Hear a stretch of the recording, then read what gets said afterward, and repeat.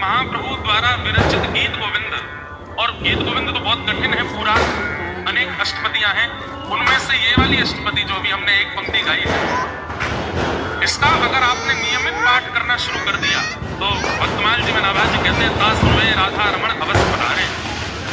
ठाकुर जी अवश्य सुनने के लिए हमने एक पंक्ति गाई, जगन्नाथ महाप्रभु यहाँ आ ही गए होंगे, इतना प्रिय है उनको।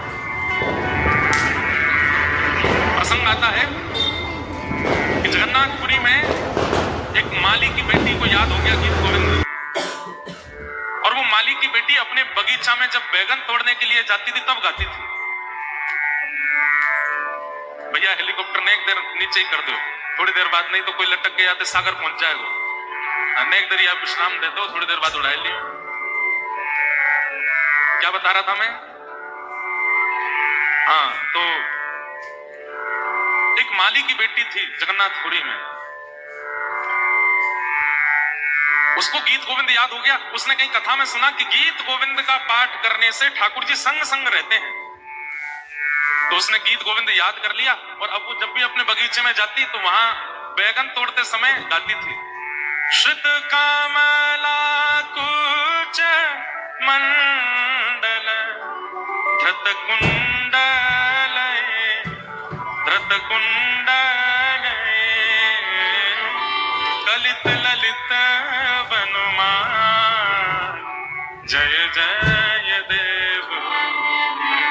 महाप्रभु जगन्नाथ जी मंदिर से ऐसे दौड़ करके जाते, किसी को दिखाई नहीं देते, और वो बैगन के बगीचा में भीतर बैगन तोड़ने के लिए जाती, कांटों के लगे हुए सुंदर झाड़, उनके नीचे से वो तो निकल जाती, और विशाल स्वरूप महाप्रभु जगन्नाथ जी का, अब गीत गोविंद सुनने के लिए जा रहे हैं। अब जैसे ही वो उस झाड़ में प्रवेश करें, कहीं ठाकुर जी के कांटे से यहाँ पर चीरा लग जाए, कहीं से ठाकुर जी के वस्त्र फट गए, कहीं से ठाकुर जी की धोती उधर गई, सब मालाएं वालाएं टूट करके गिर पड़ी, और जैसे ही गीत गोविंद विश्राम हुआ, ठाकुर जी लौट करके मंदिर आए।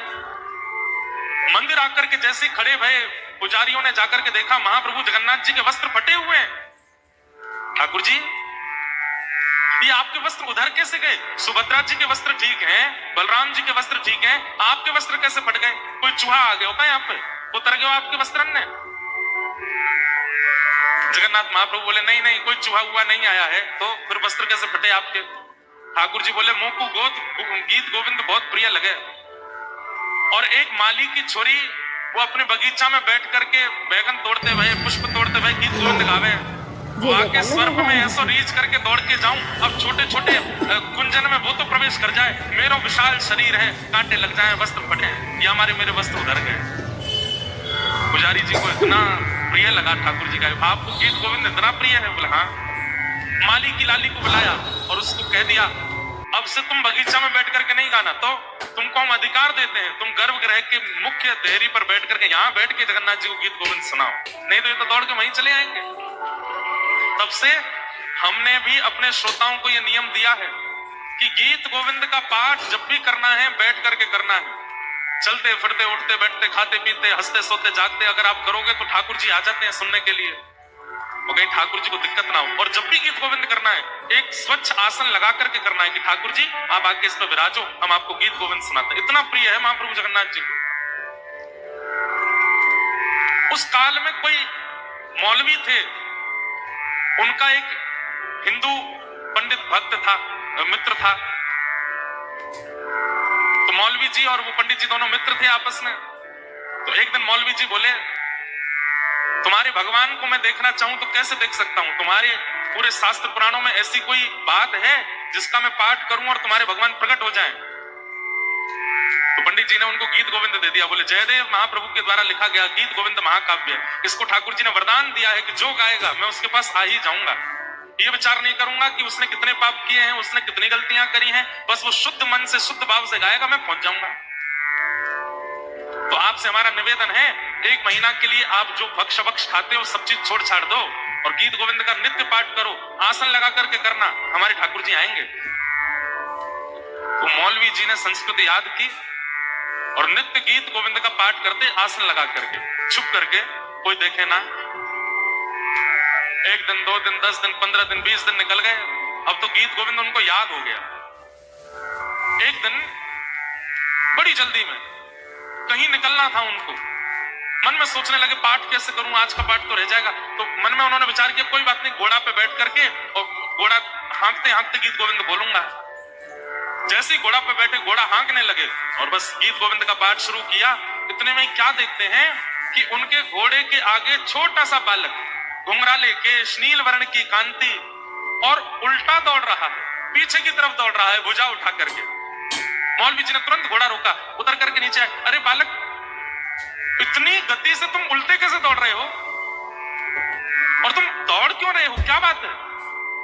तो ठाकुर जी कमर पे हाथ धर के बोले, रोज तो मेरे काजी आसन लगावे, आज आसन नहीं लगाए हो, घोड़ा पे बैठ के गा रहे हो। अब मेरे को सुनवे को मन हो तो मैं क्या करूं, दौड़ दौड़ के सुनना हूं। ये सुनते ही जयदेव महाप्रभु उस मौलवी के तो नेत्रों में आंसू आ गए, ठाकुर जी के चरणों में गिर गया। बोले भगवान आज दर्शन हो गए आपके, मैंने कहा था कि मुझे आपके भगवान देखने, आप ही हो? बोले हाँ मैं ही है। तब से उन मौलवी जी ने नियम कर लिया, नित्य गाते थे गीत गोविंद। तो ऐसा गीत गोविंद महाकाव्य लिखने वाले श्री जयदेव महाप्रभु, उनके साथ एक लीला हुई कि एक बार वो अपने किसी शिष्य के यहां से प्रसाद पाकर के कहीं जा रहे थे। खूब सारा धन धान्य सोना चांदी उनके पास था।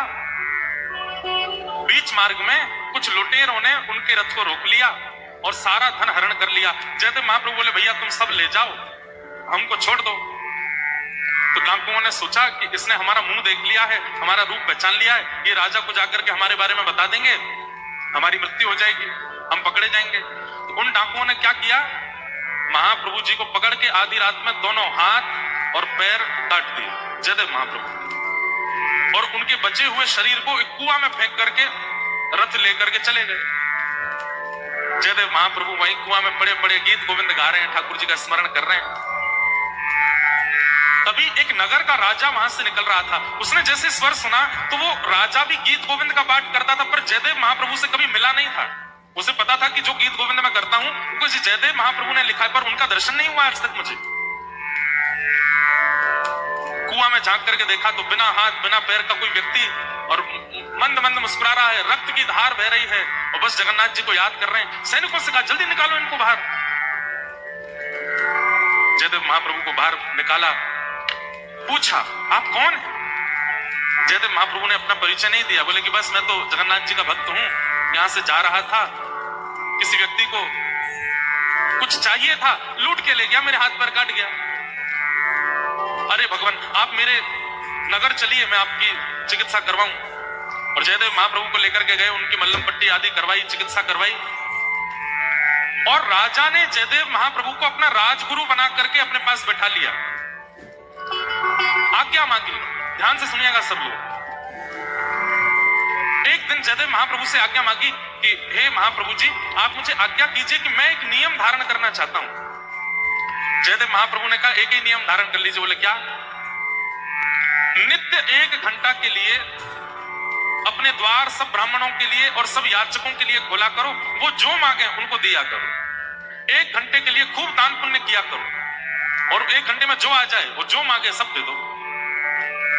राजा ने कहा जो आज्ञा। अब तो महाराज पूरे भारत में हवा की तरह बात फैल गई कि उड़ीसा प्रांत में एक राजा है, 1 घंटे के लिए द्वार खोलता है, उतने में जो पहुंच जाए जो मांगते हैं सब देता है। बड़े बड़े ब्राह्मण बड़े बड़े याचक सब आने लगे। तो वो जो चोर थे जिन्होंने जयदेव महाप्रभु के हाथ पैर काटे, उनके मन में आया कि एक राजा मुंह मांगी वस्तु प्रदान करता है, हम भी ब्राह्मण बन के चले जाते हैं, मांग लेंगे राजा से। उन्हें ये नहीं पता था कि जिनके हाथ पैर हमने काटे वो वहीं बैठे हैं। चारों ब्राह्मण बनकर के जैसे ही राजा की सभा में पहुंचे, राजा के सिंहासन के बगल में जब जयदेव महाप्रभु को देखा तो चारों घबरा गए।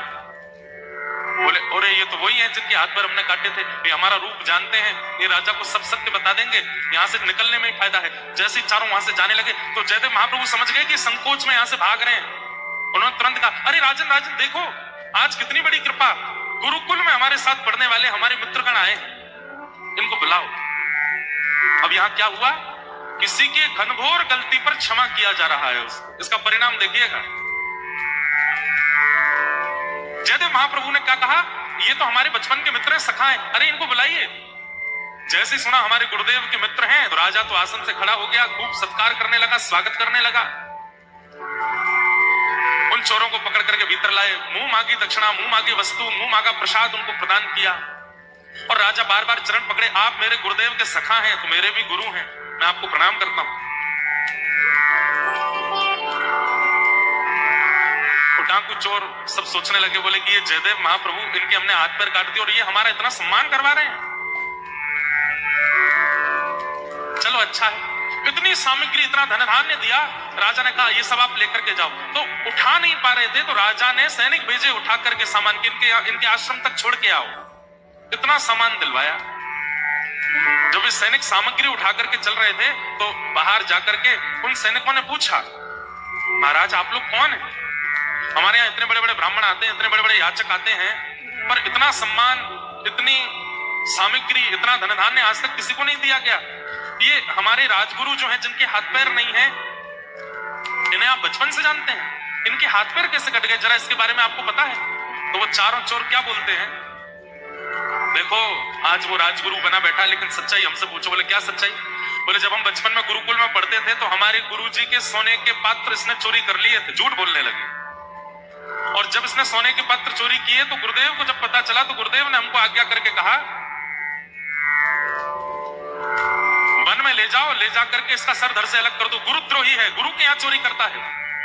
हम इसको वन में लेकर के गए पर हमको इस पर दया आ गई, हमने इसका गला तो नहीं काटा पर हाथ पैर काट दिए, इसको छोड़ दिया। जैसे ही उन चोरों ने झूठ बोला, इतना बड़ा जघन्य अपराध किया, उसी समय पृथ्वी बीच से फट गई और वो चारों पृथ्वी में समा गए। प्रकृति ने उनको नष्ट कर दिया। ये क्षमा का स्वरूप है। अगर कोई व्यक्ति आपकी गलती पर क्षमा किए जा रहा है, क्षमा पर क्षमा किए जा रहा है, और आप फिर भी गलतियों पर गलतियां किए जा रहे हो, तैयार रहिएगा, प्रकृति बहुत बलवान होकर के आएगी फिर। और प्रकृति जब बलवान होती है ना, अभी हम एक पद गा रहे थे, पंजाब में कथा थी,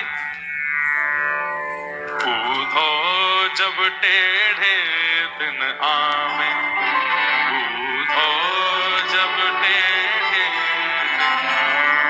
क्या पद है? व्यक्ति के जब टेढ़े दिन आते हैं, और ये टेढ़े दिन कब आते हैं? जब प्रकृति नाराज होती है तब उसके टेढ़े दिन आते हैं। और जब व्यक्ति की प्रकृति नाराज होती है, कितना भी वो प्रयास कर ले, कोई उसकी सहायता नहीं करता। इसलिए हमारी आपसे प्रार्थना, अपराध करने वाले सावधान हो जाइए। जिसके प्रति आप अपराध कर रहे हैं, अगर उसने आपको क्षमा कर दिया तो प्रकृति बहुत खतरनाक बदला लेगी। और बाकी सबसे हमारी प्रार्थना, आपके साथ कोई कितना भी कुछ कर ले, आप उसको क्षमा ही करो, क्योंकि क्षमा सबसे बड़ा दंड है। धृति पहला पात्र, क्षमा दूसरा पात्र। ये सारे पात्र आपको अपने जीवन में लाने। और तीसरा पात्र है दम। दम का अर्थ क्या है? संयम। अपनी इंद्रियों का दमन करना, उसको दम कहते हैं। इंद्रियों का दमन कैसे? जीव कुछ खाना चाहती है और उसको खिलाने के लिए आप तुरंत दुकान पर जाते हो, खा लेते हो, इसका मतलब आप दम नहीं कर रहे हो। आपकी इंद्रिय कोई इच्छा प्रकट करती है और आप उस पर वशीकरण कर रहे हो, उसको नहीं खिलाते हो, तो आप श्रेष्ठ माने जाओगे। कुछ खाने की इच्छा, कुछ पीने की इच्छा, कुछ पहनने की इच्छा, कुछ भोगने की, अपनी इंद्रियों से सुख अनुभव करने वाले लोग अगर अपनी इंद्रिय सुख को समाप्त करते हैं तो उसको दम कहा जाता है। इसका अभ्यास किया कीजिए। आपकी इंद्रिय जो इच्छा प्रकट करे, मत दीजिए उसको वो वस्तु। प्रयास करो, महीना में एक आध बार चलेगा सब कुछ, लेकिन रोज रोज उसको जो चाहिए अगर आप देने लग जाएंगे तो इंद्रिय इतनी बलवान हो जाएगी, इतनी खतरनाक हो जाएगी, एक दिन वही इंद्रिय ऐसी याचना करेगी जो कि जघन्य पाप का स्वरूप धारण कर लेगी। इसलिए इंद्रियां बलवान किससे होती हैं? उनकी इच्छा पूरी करने से। आंखों को कुछ देखने की इच्छा है, अब आप उन आंखों को दिखाते ही रहोगे संसार की वस्तु, तो आंखें इतनी बलवान हो जाएंगी कि एक दिन ऐसा कुछ देखने की याचना करेंगी जो पाप होगा। जीव को मन चाही वस्तु खिलाते रहोगे तो जीव एक दिन इतनी बलवान हो जाएगी, ऐसी वस्तु की याचना करेगी जो जघन्य पाप होगा। आपने देखा संत महापुरुष अपना जल संग लेके चलते हैं, अपने रसोईया साथ लेके चलते हैं, सबके यहाँ का नहीं पाते, सबके हाथ का नहीं पाते, कुछ भी नहीं पाते, संयमित रहते हैं। और ये संयम तीसरा पात्र है। हम ये नहीं कहते कि आप कुछ भी मत देखो, कुछ भी मत खाओ, पर थोड़ा उस पर संयम रखो। संयम मित्रों, हमारे ब्रज में, हमारे वृंदावन में तो संत जन कैसे प्रसाद पाते हैं? सब लोग ध्यान से इधर देखो, मधुकरी पाते हैं। ब्रजवासियों के यहाँ जाएंगे और ब्रजवासियों के यहाँ जाकर के द्वार पर खड़े होकर के जितनी देर में गाय का दोहन होता उतनी देर खड़े होते हैं, 6.5 मिनट बस। और 6.5 मिनट खड़े होकर के कीर्तन करेंगे, सीताराम सीताराम, राधे श्याम राधे श्याम। अगर घर वाले कुछ प्रसाद दे देंगे, मधुकरी दे देंगे तो पाएंगे, नहीं तो वहां से चले जाएंगे। एक उनके पास में बर्तन होता है, उसी में दाल, उसी में सब्जी, उसी में साग, उसी में भाजी, उसी में रायता, सब एक हर घर से भरवा लाते हैं और ब्रजवासियों की मधुकरी पाते हैं। हमारे ब्रज में एक पद गाते हैं, किशोरी मोहि सेवा में लीज, लाडली सेवा में लीजो, जग जंजाल छुड़ाए बास, किशोरी सेवा में लीजो, लाडली सेवा में लीजो, जग जंजाल छुड़ाए बास, किशोरी मोहि सेवा में लीजो, लाडली सेवा में लीजो, जग जंजाल छुड़ाए बास, वृंदावन को लीजो, सेवा में लीजो। करताल बजा के गाओ, जग जंजाल छुड़ाए बास, और होत महलन में थारी सेवा में नित जाऊं, और होत महलन में थारी सेवा में नित जाऊं, और होत महलन में थारी सेवा में नित जाऊं, और होत महलन में थारी सेवा में नित जाऊं,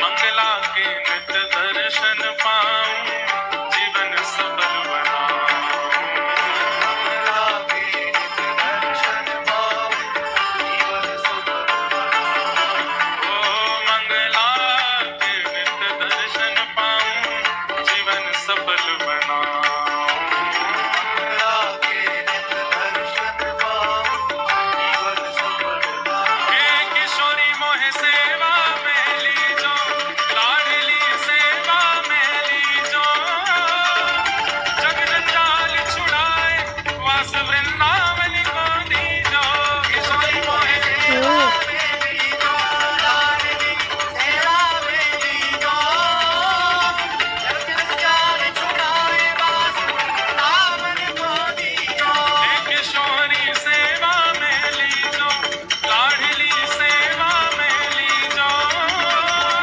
जग जंजाल छुड़ाए वास वृंदावन को दीजो, किशोरी मोहि सेवा में लीजो, लाडली सेवा में लीजो, जग जंजाल छुड़ाए वास वृंदावन को दीजो। राधे राधे राधे राधे जय श्री राधे, राधे राधे राधे राधे जय श्री राधे, राधे राधे राधे राधे राधे जय श्री राधे, राधे राधे राधे राधे राधे जय श्री राधे, और जय जय श्री राधे, जय जय श्री राधे, जय श्री राधे, जय जय श्री राधे, जय श्री राधे, जय जय श्री राधे, जय जय श्री राधे, जय जय श्री राधे, राधे राधे राधे राधे राधे जय श्री राधे, राधे राधे राधे राधे राधे जय श्री राधे, राधे राधे राधे राधे राधे जय श्री राधे, राधे राधे राधे राधे राधे जय श्री राधे, वारी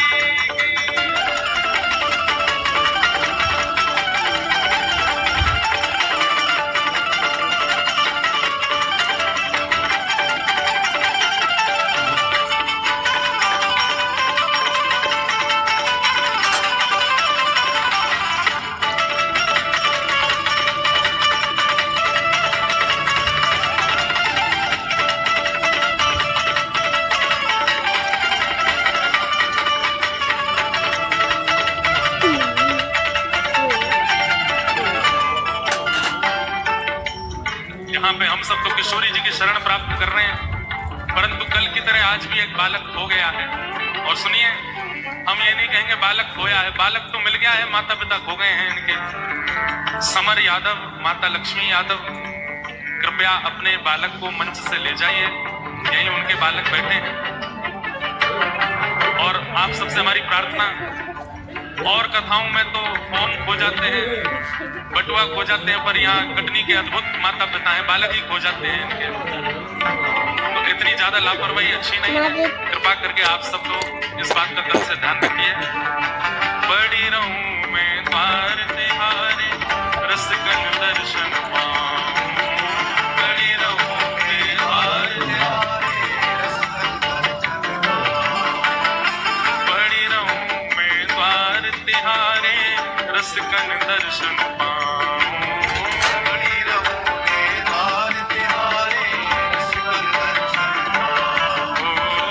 भगतन की रज धूल मिले तो अपने शीश चढ़ाऊं।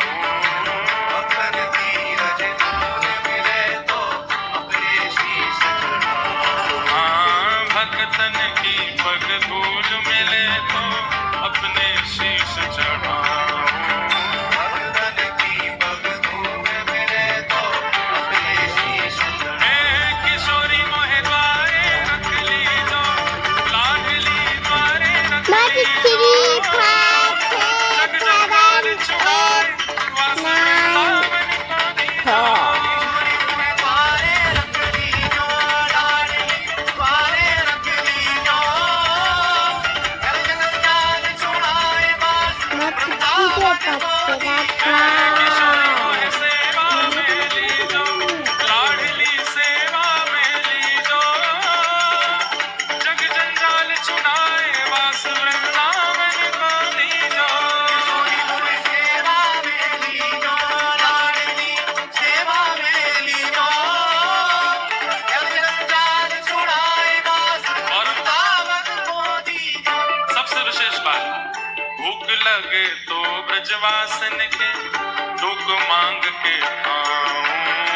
भूख लगे तो ब्रजवासन के टूक मांग के खाऊं। भूख लगे तो ब्रजवासन के टूक मांग के खाऊं। भूख लगे तो ब्रजवासन के टूक मांग के खाऊं। कबहु प्रसादी श्री महलन की कृपा होए तो पाऊं। कबहु प्रसादी श्री महलन की कृपा होए तो पाऊं। कबहु प्रसादी श्री महलन की कृपा होए तो पाऊं। कबहु प्रसादी श्री महलन की कृपा होए तो पाऊं। किशोरी मेरी विनय मान लीजो, लाडली विनय मान लीजो। जग जंजाल छुड़ाए, वास वृंदावन को दीजो। किशोरी विनय मान लीजो, लाडली विनय मान लीजो। जग जंजाल छुड़ाए,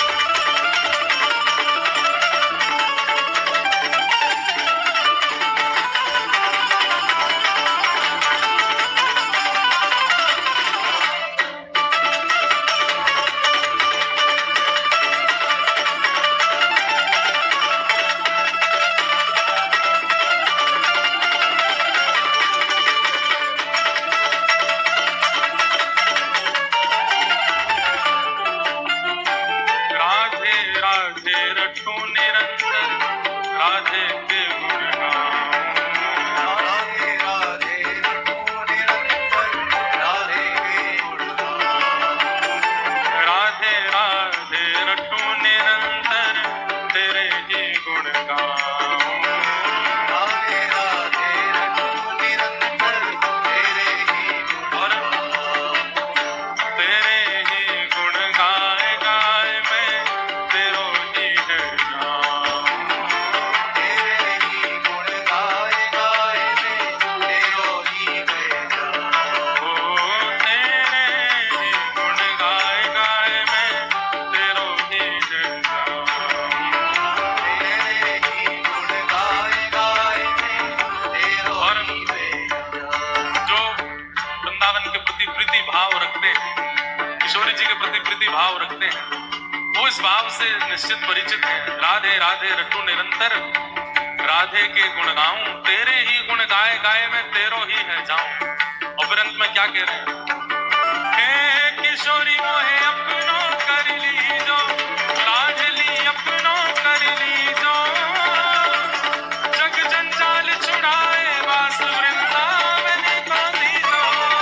अपना कर लीजो लाडली अपना कर लीजो।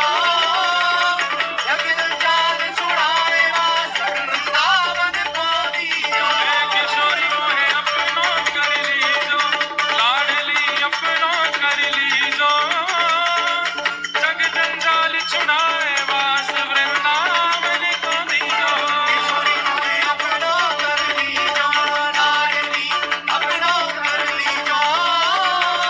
जग जंजाल छुड़ाए वास वृंदावन को दीजो। जय राधे राधे राधे राधे श्री राधे राधे राधे राधे जय राधे राधे राधे राधे श्री राधे राधे राधे राधे जय राधे राधे राधे राधे श्री राधे राधे राधे राधे जय राधे राधे राधे राधे राधे जय श्री राधे राधे राधे राधे राधे राधे जय श्री राधे। जय राधे राधे राधे राधे राधे जय श्री राधे राधे राधे राधे राधे राधे जय श्री राधे। जय राधे राधे राधे राधे राधे जय श्री राधे राधे राधे राधे राधे जय श्री राधे। जय राधे राधे राधे राधे राधे जय श्री राधे राधे राधे राधे राधे जय श्री राधे। जय जय श्री राधे जय श्री राधे जय श्री राधे जय श्री राधे जय जय श्री राधे जय जय श्री राधे जय श्री राधे जय श्री राधे। राधे राधे राधे राधे राधे जय श्री राधे जय राधे राधे राधे राधे राधे जय श्री राधे जय राधे राधे राधे राधे राधे जय श्री राधे जय जय श्री राम जय जय श्री राम जय जय श्री राम।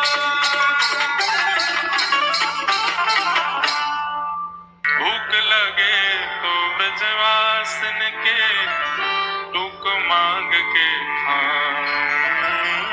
भूख लगे ब्रजवासिन के भूख मांग के खाऊं। हम यम की बात कर रहे हैं। ब्रजवासी और वृंदावन में रह के भजन करने वाले महापुरुष आज भी रसोई नहीं बनवाते, ब्रजवासियों के यहाँ मांग करके पाते हैं। और एक बात आपको बताएं, कितने भी अनुष्ठान कर लो, कितने भी साधन कर लो, कितने भी नाम कर लो, कितनी भी परिक्रमा लगा लो, ब्रजवासियों के यहाँ से मधुकरी पाने के बाद जब आप यमुना तट पर बैठ करके ध्यान लगाने बैठोगे तो आपके चित्त में निश्चित श्यामा श्याम प्रकट हो जाएंगे। ये ब्रजवासियों की मधुकरी की ऐसी उज्जवलता है, श्रेष्ठता है। अगर व्यक्ति को केवल स्वार्थ के लिए भक्ति करनी है तो वो दम ना करे। दम का मतलब समझे ना, इंद्रियों पर निग्रह। स्वार्थ के लिए अगर ठाकुर जी का भजन करता है तो दम ना करे। अपनी इंद्रियों को जो खाना चाहती है खिलावे, जो पहनना चाहती है पिलावे, जो पहनना चाहती पहनावे। लेकिन अगर भगवत दर्शन की कामना चित्त में है तो अपने जीवन में यम दम जरूर लेकर के आओ। इंद्रियों को उनकी ज्यादा इच्छाएं पूरी मत कराओ। सब लोग बिल्कुल सावधानी से बैठो, इधर देखिए। कर चुके हैं कि हमें ठाकुर जी का अनुभव करना है, ठाकुर जी की कृपा का अनुभव करना है। एक बार प्राण निकलने से पूर्व ठाकुर जी का साक्षात्कार करना है। आप महादेव के उपासक हैं, आप शक्ति के उपासक हैं, आप ठाकुर जी के उपासक हैं, आप जो भी हैं, आपको अपने चित्त में इंद्रिय निग्रह तो लाना पड़ेगा। हमारे पूज्य पिताजी महाराज एक भाव गाते हैं, देखना इंद्रियों के न घोड़े भगे, इनमें हरदम जो संयम के कोड़े पड़े, अपने रथ को सुमार्ग लगाते चलो, कृष्ण गोविंद गोपाल गाते चलो। सुख में फूलो मती, दुख में भूलो मती, प्राण जाए मगर नाम भूलो मती, काम की वासना को मिटाते चलो, कृष्ण गोविंद गोपाल गाते चलो।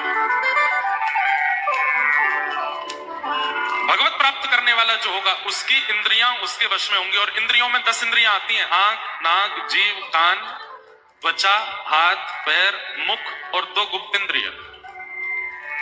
परंतु हमारे शास्त्रों ने एक बात कही है कि जितम सर्वम जिते रसे, आप सारी इंद्रियों को जीत सकते हो अगर आपने अपनी रसना को जीत लिया। रसना मतलब जिह्वा, और यही नहीं जीती जाती। व्यक्ति सब पर विजय प्राप्त कर लेता है लेकिन अपनी जीव को नहीं जीत पाता, और ये रसना ही उससे फिर कुछ ना कुछ ऐसी क्रिया करवा देती है जिसके कारण वो पाप मार्गी होता है। हमारे अंदर पाप प्रविष्ट होने के 3 द्वार हैं, नेत्र, कान और जिह्वा। जैसा खाओ अन्न वैसा होवे मन, जैसे होवे मन वैसी होवे वाणी, जैसे होवे वाणी वैसे होवे विचार, जैसे होवे विचार वैसी होवे क्रिया। तो इसलिए तीसरा पात्र हमको अपने जीवन में क्या लाना है? दम, यानी कि इंद्रियों पर निग्रह। अब चौथा पात्र आता है अस्तेयम। अस्तेयम मतलब चोरी ना करना। आप कहोगे महाराज जी ये पात्र तो हमारे पास है, हम तो चोरी करते ही नहीं कभी भी, हम तो कभी कुछ चुराते ही नहीं। यहां पर चोरी का मतलब केवल यही नहीं होता कि आप किसी के धन को चुराओ या किसी वस्तु को चुराओ या किसी वस्तु का हरण करो। चोरी बहुत प्रकार की होती है। एक चोरी बताएं, आपने कुछ बहुत बड़ा काम किया, सब लोगों ने आपकी प्रशंसा की, भैया आपने बहुत बढ़िया काम किया और इससे इतने लोगों का लाभ हो गया, और आपने उसका पूरा श्रेय अपने ऊपर ले लिया। वास्तविकता तो यह है कि भैया नेक बात मत करो, नेक चर्चा मत करो मंच पे। वास्तविकता तो यह है कि ठाकुर जी अगर कृपा नहीं करें तो फिर कुछ भी नहीं हो सकता। लोग कहते हैं श्री राम जी हमारे सब काम कर रहे हैं, सब काम हमारे ठाकुर जी कर रहे हैं, लेकिन जैसे ही श्रेय देने की बारी आती है तो सबको लगता है कि हमारा नाम बोला जाए कि हमने ऐसा किया, हमने ऐसा करवाया, हमारे द्वारा यह क्रिया की गई। ये श्रेय का लेना यह भी एक चोरी है। क्रेडिट्स लेने के लिए कई लोग आगे आ जाते हैं। सब्जी बहुत अच्छी बनी आज घर में, तो फिर एक बहन बोलेगी नमक तो मैंने डाला था उसमें, उसी से तो स्वाद आया। ये तो सामान्य बात है, इसमें कोई पाप नहीं है, ये तो सामान्य बात है। भाई बोलेगा सब्जी तो मैं ही लेके आया था, माँ बताएगी आइडिया तो मेरा ही था कि मैंने ही कहा था ये वाली सब्जी बनाओ। हम अब ये तो एक सामान्य बात है, इसमें कोई पाप नहीं। पर संसारी क्रियाओं में भी लोग श्रेय लेना चाहते हैं, हर वस्तु का, हर भाव का। अरे भैया ये मंत्री जी बन गए, तो फिर 4 लोग पीछे से बोलते भी हैं, अच्छा हमने इनको सिखाया था, हम ही इनको अपनी साइकिल पे बैठा बैठा के यहां लेके गए, वहां ले गए, ये कराया वो कराया, आदि आदि। ये श्रेय लेना यह भी एक चोरी है। ठाकुर जी की कृपा से सब हो रहा है, और आपके प्रारब्ध कर्मों के कारण आपको जो भी प्राप्त हो रहा है, जो भी छूट रहा है, सब होता है। अब हम लोग ऐसे हैं, हमें अगर कुछ श्रेष्ठ प्राप्त हो जाए तो वो मैंने परिश्रम करके प्राप्त किया, और अगर कुछ मुझसे छूट जाए, मुझसे कुछ बिछुड़ जाए, मुझसे कुछ दूर हो जाए, तो ठाकुर जी से कहते हैं हे नाथ आपने इस वस्तु को मुझसे दूर कैसे कर दिया। ठाकुर जी बोले जब मिली थी तब तो मुझे श्रेय दिया नहीं, और जब छूट रही है तो फिर मुझसे क्यों मांग रहे हो? तुमने प्रकट की थी, अपने आप से पूछो कैसे जा रही है वस्तु। इसलिए हर विषय वस्तु का श्रेय ठीक है आपने किया, पर हर बार मन में विचार करो ठाकुर जी की कृपा थी इसलिए हुआ, नहीं तो ये संभव नहीं था। और एक बात आपको सत्य बताएं, जीवन में हर श्रेष्ठता को प्राप्त करने वाला व्यक्ति एक दिन ये सोचता जरूर है कि मैं इस लायक था जहां मैं हूं। हमारे मन में कई बार बात आ जाती है, हम वक्ता बन गए, हम कथा सुनाते हैं, इतने सारे बालक कथा सुनते हैं, इतने सारे बालक कथा सुनकर के भक्ति मार्ग को प्राप्त कर रहे हैं। कभी कभी स्वयं से प्रश्न आ जाता है, हम इस लायक थे कि हम व्यासपीठ पर बैठे, हम इस लायक थे कि ये हमको पूजें, हम इस लायक थे कि ये हमको माला पहनाएं, ये हमें योग्यता प्रदान करें। इसका मतलब क्या है? हर व्यक्ति जानता है कि मैं इस लायक नहीं था, लेकिन फिर भी हंसता हंसता सारा श्रेय लेता रहता है। हाँ, माला पहना दीजिए, शॉल पहना दीजिए, हमारा सम्मान कर दीजिए, हमें श्रेष्ठ बताइए, हमारे बारे में 10 बात अच्छी बोलिए। ये चोरी है। कल भी पीतांबरी वाली तितली जी आई थी, आज भी आई। हमें तो लगता है कि आचार्य ही, दादाजी ही आते हैं, सब देखने आते हैं और व्यासपीठ की परिक्रमा लगा करके ही जाएंगे।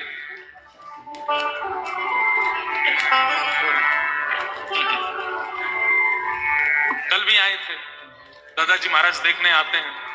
कितने लोग भोजन करने के लिए आए हैं, बस कितने लोग केवल मेला में घूमने आए हैं, कितने लोग केवल देखने आए हैं क्या चल रहा है, बवाल देख के आते हैं, और कितने लोग सुनने आए हैं। सबको देखने आते हैं, हर प्रकार के लोग हैं, इतने भांति के लोग आए हैं यहाँ पर। कथा सुनने वालों का सेक्शन अलग है, काट छाट करने वाला उत्सव कैसा है कैसा नहीं है, क्या व्यवस्था है क्या नहीं है, ऐसे लोग अलग हैं, निमंत्रित लोग अलग हैं, और केवल इस बात की फिराक में बैठे हैं कब कथा पूरी हो, भोजन पावे, भोग मिले, प्रसाद मिले, इसलिए अलग बैठे हैं। सबको परखने देखने आते हैं। तो अस्तेयम, बंधुओं श्रेय दिया करो, लिया मत करो। हमारे ठाकुर जी का स्वरूप है, सबको श्रेय देते हैं। श्रीमद् भागवत जी में कथा आती है कि जब कुंती के गर्भ के, उत्तरा के गर्भ के शिशु को भगवान ने ब्रह्मास्त्र से बचाया, तो सब लोग ठाकुर जी की जय जयकार करने लगे। तो ठाकुर जी ने ही रक्षा की थी, लेकिन ठाकुर जी तुरंत क्या बोलते हैं, अरे मैं तो तुम्हारे सामने खड़ा हूं, मैंने रक्षा नहीं की है। तो कुंती, ये उत्तरा के गर्भ का बालक बच कैसे गया? ठाकुर जी बोले, उत्तरा ने इतना भजन किया है, उत्तरा ने इतना तप किया है, उत्तरा ने इतना भगवान का यश गाया है कि उन सब भजन के प्रताप से ये ब्रह्मास्त्र नष्ट हो गया, इसका बालक बच गया, मैंने कुछ नहीं किया। लेकिन वास्तविकता क्या थी? एक रूप से ठाकुर जी बाहर खड़े थे और एक रूप से अंगुष्ठ मात्र वायु का आश्रय लेकर के वायु की तरह नासिका से गर्भ में प्रवेश करके रक्षा कर रहे थे। ठाकुर जी का स्वरूप कैसा है? श्रेय देते हैं दूसरों को, स्वयं करते हैं पर श्रेय दूसरों को देते हैं। और हम कैसे हैं? दूसरा कर दे उसमें भी श्रेय खुद लेते हैं। हमने किया। मुख्यमंत्री जी आए थे तो पहले ही देख लेते हैं स्क्रीन में कौन सा कैमरा है जहां से हम पीछे दिख जाए। हम खड़े थे, उतने का स्क्रीनशॉट लेके घर में लगवा देंगे, देखो मुख्यमंत्री जी के साथ खड़े थे हमने फोन करके बुलवाए थे, हमने ही मंच पे बैठाए थे। श्रेय लेना ये तो बहुत सामान्य सी बातें हैं जिनको हम मंच से बोल सकते हैं। ऐसी भी कई बातें जिनको हम यहाँ से, कहीं किसी का ब्याह अच्छा हो जाए, लड़का लड़की अच्छे मिल गए, दोनों का ब्याह हो गया, अच्छा जीवन चलने लगा, लोग प्रशंसा, अरे भाई उनका विवाह बहुत अच्छा हो गया, दाम्पत्य जीवन बहुत बढ़िया। हमने ही तो बताया था, हमने ही तो करवाया था, हम ही ढूंढ के लाए थे लड़की को, हमने ही कहा था इससे ब्याह कर दो। और अगर दोनों में नहीं बनी तब ढूंढो, कहाँ है भैया बिचौलिया, कौन ढूंढ के लाया था? हमने तो भैया पहले ही कही थी सोच समझ के ब्याह करना, हमारी मानी नहीं किसी ने। हम भले ही बताए थे लड़की, लेकिन हमने पहले ही कहा था कि अपना बुद्धि विवेक लगाना। अच्छे कार्यों में श्रेय लेना ये एक प्रकार की चोरी है। अस्तेयम, संसार में चोरी तो हम करते ही हैं, ठाकुर जी की भी चोरी करते हैं। परिश्रम किया, मेहनत किया और उसके बाद भी फेल हो गए तो ठाकुर जी को दोष देते हैं, ठाकुर जी हमारा भला नहीं चाहते, ठाकुर जी हमको पास नहीं किए। और परिश्रम न करने के बाद भी, सामान्य से पढ़ाई करने के बाद भी पास हो गए तो फिर गाने लगेंगे दिन रात एक कर दिया था, किसी कार्यक्रम में जाते नहीं थे, घर के में रोज पढ़ता था, रोज करता था। श्रेय लेना ये अच्छा नहीं। इसलिए हर दिन आप श्वास भी ले रहे हो, इस बात का धन्यवाद ठाकुर जी को किया कीजिए कि आज मैं श्वास ले पा रहा हूं, आपकी कृपा है ना। शास्त्र तो ऐसा भी कहते हैं कि रात्रि में जब आप सोते हैं और जब आप सुबह उठते हैं तो आंख खोल करके जब आपको पता चलता है कि नहीं हम जीवित हैं, तो ठाकुर जी को प्रणाम किया करो, धन्यवाद आपने आज भी हमें जीवित रखा, क्योंकि रात्रि में सोए थे, हम तो कहीं और चले गए थे, चाहते तो हमारे प्राण निकल सकते थे, पर आज भी हम जीवित हैं, आपकी बड़ी कृपा है। हर घड़ी, हर क्षण, हर स्थिति में ठाकुर जी को धन्यवाद कहते रहो, नाथ आपकी बड़ी कृपा है, मैं योग्य नहीं, देने वाले ने दिया वह भी दिया किस शान से, मेरा है यह लेने वाला कह उठा अभिमान से, मैं मेरा यह कहने वाला मन किसी का है दिया, मैं नहीं मेरा नहीं यह तन किसी का है दिया।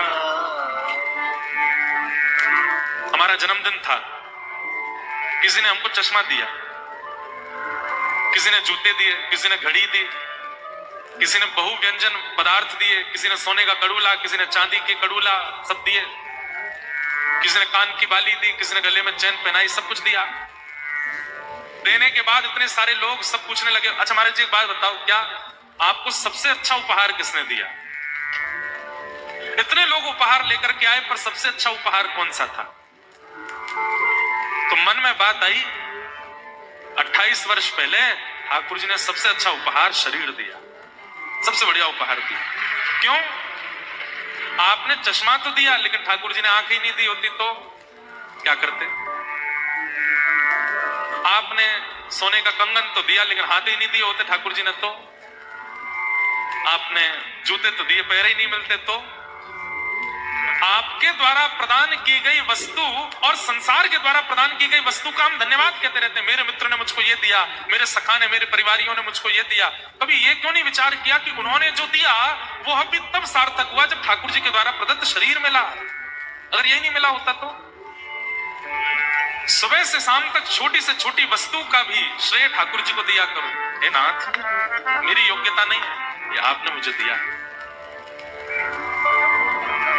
अस्तेयम, चोरी ना करना, एक प्रकार की चोरी ये है। दूसरी चोरी क्या है? आप अगर किसी से कुछ अच्छा सीखते हो, उस व्यक्ति को सब जगह मेंशन किया करो। मेंशन करने का मतलब केवल सोशल मीडिया पे नहीं, मेंशन करने का मतलब है कि कहीं गए, वहां जाकर के किसी को आपकी किसी दिनचर्या से कोई व्यक्ति प्रभावित हो गया, भैया आपकी दिनचर्या हमको बहुत अच्छी लगी, तो जिससे सीखा है उसका नाम बोला कीजिए, हमने उनसे सीखा। आपके घर की ये बात हमको बहुत अच्छी लगी, हमको उनकी आज्ञा हुई तब से हमने किया। पर आजकल लोग पता क्या करते हैं? दिनचर्या, किसी ने दिनचर्या की प्रशंसा कर दी, किसी ने शरीर की प्रशंसा कर दी, किसी ने गायकी की प्रशंसा कर दी, किसी ने भोजन की प्रशंसा कर दी, तो जिससे सीखा उसको भुला देते हैं हम लोग, अपने आप को प्रधानता देते हैं, हमने ऐसा किया, हमने ऐसा किया, हमने ऐसा किया। नहीं, आज मैं नहीं बोल रहा हूं, मेरी सामर्थ्य नहीं है। हमारे पीछे विराजमान श्रीनाथ जी विराज रहे हैं, वक्ता को वंशी बना करके ठाकुर जी ही अपने अधर पर धारण करके बजाते हैं, और ठाकुर जी जैसे प्राण पिरोते हैं वैसा स्वर वक्ता के मुख से निकलने लगता। वक्ता की क्या योग्यता है? एक क्षण नहीं लगेगा, एक क्षण वायु का ऐसा झोंका आएगा, पूरा गला चौक हो जाएगा, एक शब्द नहीं बोल पाऊंगा मैं, पर बोल रहा हूं, सुना रहा हूं, इसमें ठाकुर जी की कृपा है। जिससे सीखा है, जिससे प्राप्त किया है, उसको सदा मेंशन किया करो, नहीं तो वो चोरी मानी जाएगी। धृति, क्षमा, दम, अस्तेयम, और अब 5वां पात्र है। 10 पात्रों के बारे में हमें सुनना है। 5वां पात्र क्या है? हमने पात्र क्यों बोल रहे हैं? हमारे पास पात्र है, तभी तो ठाकुर जी कृपा की उसमें बिंदु डालेंगे। तो 5 पात्र, 4 पात्र हमने सुन लिए, 5वां पात्र क्या है? शौच। शौच का मतलब पवित्रता। पवित्रता, शरीर की पवित्रता बताने की जरूरत नहीं है, सब लोग नहाते धोते हैं, सब कुछ करते हैं, पर हृदय की पवित्रता और विचारों की पवित्रता होना बहुत आवश्यक है। शरीर कितना भी नवा धुआ हो, हृदय और विचार यदि पवित्र नहीं है, ठाकुर जी कृपा नहीं करते। 3 बार नहाइए दिन में, सुबह उठते ही नहा लीजिए, दोपहर में फिर नहा लो, रात में सोने से पहले फिर नहाओ, और मन में विचार करो मैं परम पवित्र हूं, मेरे से ज्यादा शुद्ध कोई नहीं है। स्वच्छता और पवित्रता दोनों में अंतर होता है। हम स्वच्छ रहते हैं, पवित्र नहीं। हम स्वच्छता पर ध्यान देते हैं, पवित्रता पर नहीं। ऐसा मत सोचिएगा कि हम हमारे भारत की जो एक विचारधारा है उस पर कहीं उसका कटाक्ष कर रहे हैं। स्वच्छता पर ध्यान देना है, अपने नगर स्वच्छ बनाने हैं, घर स्वच्छ बनाने हैं, प्रांत स्वच्छ बनाना है, परंतु देह को स्वच्छ नहीं, पवित्रता की आवश्यकता है। और देह की पवित्रता विचारों से होती है। देह की पवित्रता विचारों से होती है। और विचारों में पवित्रता कहां से आती है? जितने सीधे, जितने सरल, जितने सहज, उतना विचार पवित्र होंगे। व्यक्ति जितनी चतुराई अपने अंदर ले आएगा उतनी विचारों की शून्यता होती चली जाती है। हमारी बात सुनिए, सब लोग इधर देखिए ध्यान से। व्यक्ति को चतुर बनने का एक चाव रहता है कि मुझे सब आना चाहिए, मेरे साथ कोई छल ना करे, मेरे साथ कोई कपट ना करे। और इसी बात को करते करते व्यक्ति इतना चतुर हो जाता है, बातों में चतुराई, नेत्रों में चतुराई, उसके उठने बैठने में चतुराई, उसके बोलने में चतुराई, सब चीज में चतुराई विद्यमान होती है। एक और खो गए हैं कि दूसरे हैं? दूसरे हैं। अरे मैया तेने काठानी मन में, बालक छोड़ दियो वन में। हे भगवान, कटनी की माताओं आपको प्रणाम। बेचारी डर के मारे माताएं उठती और नहीं होंगी, पता चल जाएगा हमारा है। देख लो माता जी, जिनके लाला हूं ले जाओ भैया इनको। क्या नाम है इनका? मिल गई क्या? ओह मिल गई, मिल गई, बधाई हो लाला। तुम नहीं खोए थे, माता जी खो गई थी। कल अगर कोई बालक खोया तो हम अपने साथ वृंदावन ले जाएंगे उसको। अब कल माताएं इतनी तैयारी करके आओ, लो ये हाथ उठा रहे, हम खो गए। कौन कौन खो गए हो भैया? सबरे खो गए। चलो रे मन श्री वृंदावन धाम, चलो रे मन श्री वृंदावन धाम, रटेंगे राधे राधे नाम, मिलेंगे कुंज बिहारी, छोड़ के कांवर कारी, मिलेंगे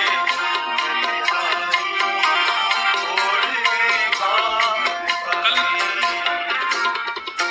हमने वचन दिया है तो अपना वचन निभाएंगे। कल आप सब लोगों को वृंदावन लेकर के चलेंगे। कल सब लोग पीले पीले वस्त्र पहन करके आना, खूब तैयार होके आना, पीले पीले चंदन लगा के आना, व्रज के ग्वारिया जैसे दिखने चाहिए हो। और फिर कल वृंदावन में आनंद करेंगे। कल भगवान करे कि आप लोग इतनी शांति बना के रखो कल, तो कल हमारी जिम्मेवारी की कटनी को वृंदावन हम मनाएंगे। कल बस प्रेम और भाव से सब लोग पधारिए, गोपी भाव चित्त में लेकर के आइएगा। चलो रे मन श्री वृंदावन बिहारी।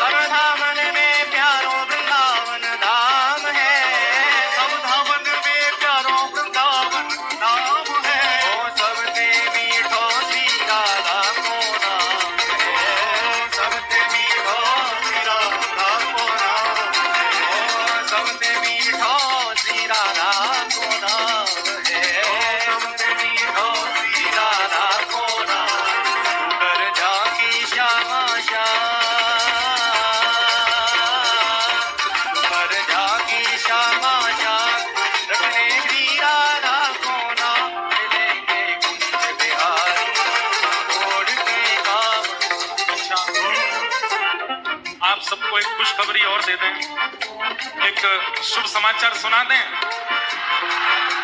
भुजा उठा करके बोलो सुना दो, नेक और जोड़ते बोलो सुना दो। अब तो कल तो हम कथा करके विश्राम यहाँ प्रस्थान कर जाएंगे आगे। दत्ता जी का ये मधुर उत्सव कल अभी विश्राम होगा, पर अभी अभी जो महाराज जी जिनका आप दर्शन कर रहे हैं, अनंत श्री विभूषित हमारे जगन्नाथपुरी के परम पूजनीय श्री, आपको नाम लेकर के, वैसे मेरा नाम और महाराज जी को एक जैसा ही है, बस सम नाम ही है। ऐसे पूज्य महाराज जी हमारे मध्य पधारे। आपके सानिध्य में आगामी 31 जनवरी से फिर से कटनी में कथा होने वाली है।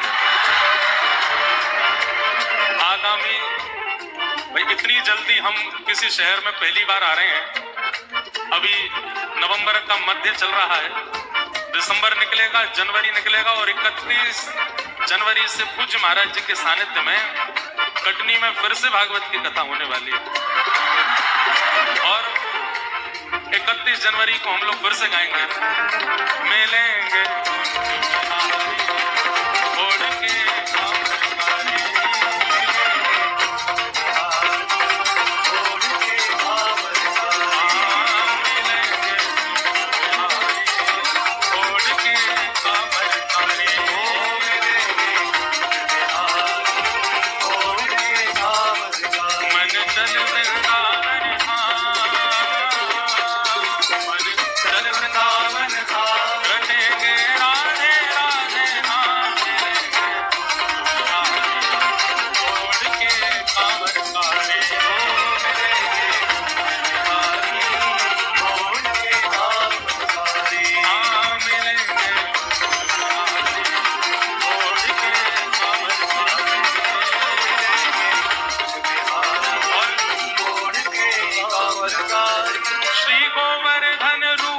दर्शन पाएंगे, गोवर्धन रूप के दर्शन पाएंगे, गोवर्धन रूप के दर्शन पाएंगे, गोवर्धन रूप के दर्शन पाएंगे। परिक्रमा कर जीवन सफल बनाएंगे, परिक्रमा कर जीवन सफल बनाएंगे, परिक्रमा कर जीवन सफल बनाएंगे, परिक्रमा कर जीवन सफल बनाएंगे। करेंगे मानस गंगा स्नान, करेंगे मानस गंगा स्नान, करेंगे मानस गंगा स्नान, करेंगे मानस गंगा स्नान। रटेंगे राधे राधे नाम, छोड़ के कामर छोड़ के काम मिलेंगे मांगे बुहारी, छोड़ के कामर छोड़ के काम ओ जय राधे राधे, जय राधे राधे, ओ जय राधे राधे, श्री राधे राधे, जय राधे राधे, राधे राधे, जय राधे राधे,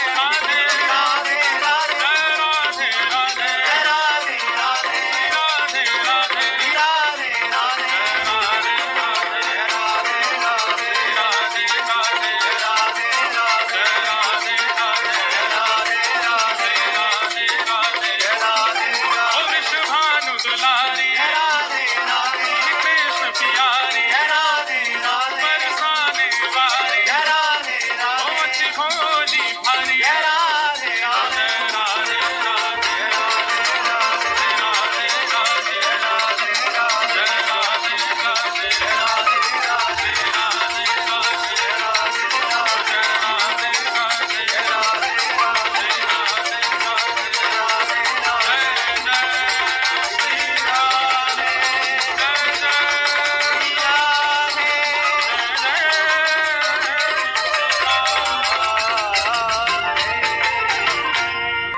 बोलो वृंदावन बिहारी लाल।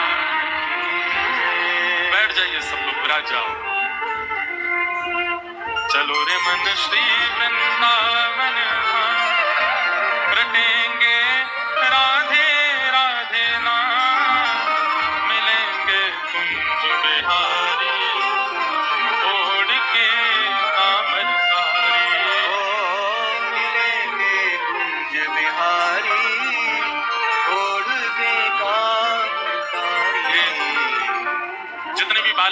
चित्र बना के लाए हैं, कोई ठाकुर जी का, कोई कुछ लेके आए हैं। हमारी प्रार्थना जो भी यहाँ कार्यकर्ता आगे हैं वो सबसे 2-3 लोग मिलकर के सबसे वो सामग्री लेकर के मंच तक पहुंचवा देंगे, हम सबकी सामग्री स्वीकार करेंगे। तो रख लीजिए। आज परम पूजनीय प्रातस्मरणीय हमारे जीयर स्वामी मठ जगन्नाथपुरी के परम पूजनीय महाराज श्री, हमारे गुरुदेव जिनकी कृपा से ये परंपरा हमारे पूज्य पिताजी की और हमारी चल रही है, ऐसी परंपरा के वर्तमान संवाहक परम पूजनीय प्रातस्मरणीय श्री इंदिरा रमणाचार्य जी महाराज आज कृपा करके हमारे मध्य पधारे हैं। महाराज जी की कृपा सानिध्य में आगामी 31 जनवरी से और 7 दिनों तक यहाँ कटनी में फिर से भागवत की कथा होगी। अभी तो 3 दिन के लिए आए हैं, तब सप्ताह कथा का यहाँ क्रम होने वाला है। आप सब लोग उसमें भी जरूर पधारिएगा। और कितनी बढ़िया तिथि है, अभी भी हल्की हल्की ठंड प्रारंभ हो गई है और तब भी हल्की हल्की ठंड ही रहेगी। ऐसे दोनों मौसमों में कटनी आगमन होगा आप सबके बीच में। खूब प्रेम से आप सब लोग आनंद लीजिएगा कथा रस का। तो हम निवेदन कर रहे थे अस्तेयम, और उसके बाद शौच यानी कि पवित्रता। देह का पवित्र होना कई बार आवश्यक नहीं होता, मानसिकता का पवित्र होना, विचारों का पवित्र होना बहुत आवश्यक है। सब लोग विराज जाओ, बहुत सावधानी से सुनो। थोड़ी देर और कथा का क्रम हम करेंगे, उसके बाद फिर कथा को विश्राम की ओर ले चलेंगे।